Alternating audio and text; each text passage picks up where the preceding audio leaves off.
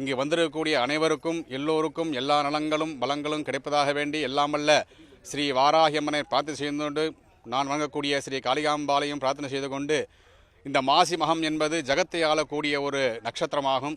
இந்த நட்சத்திரத்திலே அம்பிகைக்கு உகந்தது மட்டுமல்ல, அனைத்து தெய்வங்களுக்கும் மிகவும் சீரும் சிறப்பான நாள் என்று சொல்லக்கூடிய வகையிலே நாமும் ஆறோ கடலோ நதிகளோ ஸ்நானம் செய்தால் நமது முன்ஜென்ம பாவங்கள் நீங்கும் என்று சாஸ்திரங்கள் கூறுகின்றன. அந்த வகையிலே இன்றைய தினம் மாசி மகம் என்று சொல்லக்கூடிய மகா நட்சத்திரமானது சம்பவிக்கின்றது. இந்த தினத்திலே வந்திருக்கக்கூடிய பக்தர் அனைவரும் சுவாமிக்கு பூஜைகள் நடைபெற்று அதனை தீர்த்தத்தை பிரசாதமாக எடுத்துக்கொண்டு நீங்களும் உங்களுடைய உற்றார் உறவுகளும் நலமாகவும் வளமாகவும் வாழ எல்லாம் வல்ல ஸ்ரீ வள்ளி வாராகம்மனை பிரார்த்தனை செய்து கொள்கிறோம். வருஷத்தில் ஒரு முறை வர்றதுனால இது மகா நட்சத்திரன்றது இந்த மாசி மாதத்தில் தான் வரும். ஸோ அதை தான் நம்ம மாசி மகா அப்படின்றது நம்ம கொண்டாடுறோம்.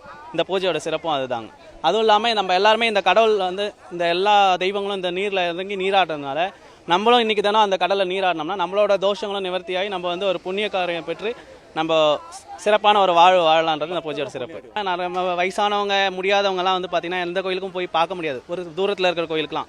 ஸோ இன்றைக்கி தானே பார்த்திங்கன்னா எல்லா கடவுளும் நம்ம இந்த இடத்த நோக்கி வரதுனால அவங்க எல்லாருமே அந்த கடவுளை பார்த்து அவங்களும் ஒரு புண்ணிய காரியத்தை பெற்ற மாதிரி அவங்களுக்கு ஒரு சிறப்பான ஒரு பூஜை தான் இந்த பூஜை.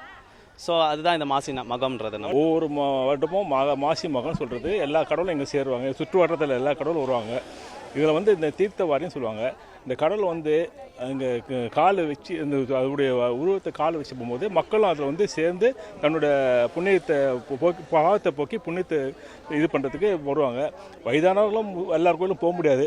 இந்த சூழ்நிலைக்கு கடவுளே மக்களுக்கு எல்லாருக்கும் தன்னுடைய இதை காமிச்சு எல்லோரும் தரிசனம் செய்கிற போல் அவர் இது பண்ணுறாரு, இது பண்ணுறாரு. இது வருஷம் நடக்குது. நாளைக்கு பாசாதி பெருமாள் இன்றைக்கி இல்லை, நாளைக்கு வராரு. நாளைக்கு 4 மணிலேருந்து 6 மணிக்குள்ளே வந்துட்டு இது போல் தீர்த்தவாரி பண்ணிட்டு கிளம்பிடுவாங்க. மற்ற சாமிங்கள்லாம் சுற்றி இருக்கிற சாமி வரும்.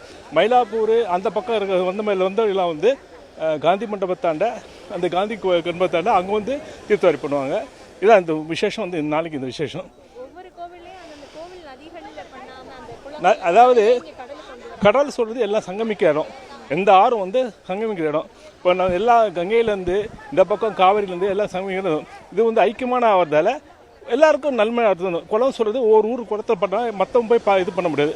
பொதுவான சமுத்திரம் பண்ணும்போது எல்லா நதியும் சங்கமிக்கிறதால அது ஒரு புண்ணியத்தை எல்லாருக்கும் அடையிறதுக்கு இது பண்ணுறாங்க. அவர் கடவுள் அருளால் மக்களும் நம்ம அவர் கடவுள் பார்க்க முடியாதவங்களும் இந்த இடத்துல பார்த்து தரிசனம் பண்ணி வேண்டுதல் செய்ப்பாங்க.